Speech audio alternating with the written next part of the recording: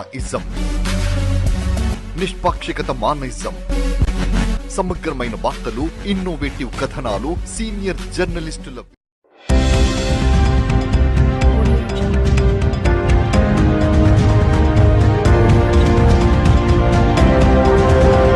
హుజూరాబాద్ మండలం కాట్రపల్లి గ్రామంలోని హరీష్ అనే యువకుడు వ్యవసాయ పనుల నిమిత్తం పొలం పనులకు వెళ్తుండగా ఎలుగుబంటి దాడి చేసింది.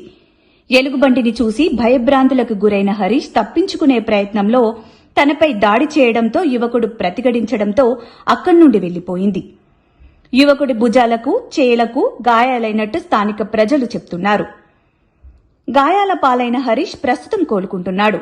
ఇది తమకు మొదటిసారి కాదని, గత 6 నెలల క్రితం వనవ్వ అనే ఓ మహిళపై దాడి చేసిందని, ఎలుగుబంటి తమ గ్రామంలో తిరుగుతుందని, సాయంత్రం అయితే పొలం పనులకు వెళ్లాలన్నా, పిల్లలను బయటకు పంపించాలన్నా భయంగా ఉందని, ఎలుగుబంటి బారి నుండి తమని కాపాడాలని, ఇట్టి విషయాన్ని గత సర్పంచ్ దృష్టికి తీసుకెళ్లినా ప్రయోజనం లేకుండా పోయిందని, ఇకనైనా అధికారులు స్పందించి తగు చర్యలు తీసుకోవాలని గ్రామ ప్రజలు కోరుకుంటున్నారు.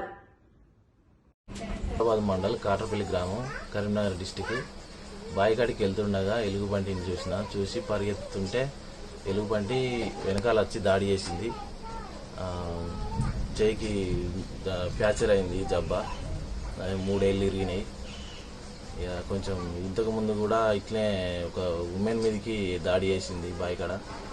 దీని గురించి చర్య తీసుకోవాలి. మీరు అధికారులు పట్టించుకోలేరు సరిగా. కాట్రపల్లి గ్రామంలో తిరుగుతుంది ఎలుగుబంటి. ఇదివరకు కూడా చాలాసార్లు వచ్చింది. అధికారులకు ఎవరికి చెప్పినా పట్టించుకుంటలేరు. దీనికి కొంచెం చర్యలు తీసుకోవాలని కోరుకుంటున్నాను.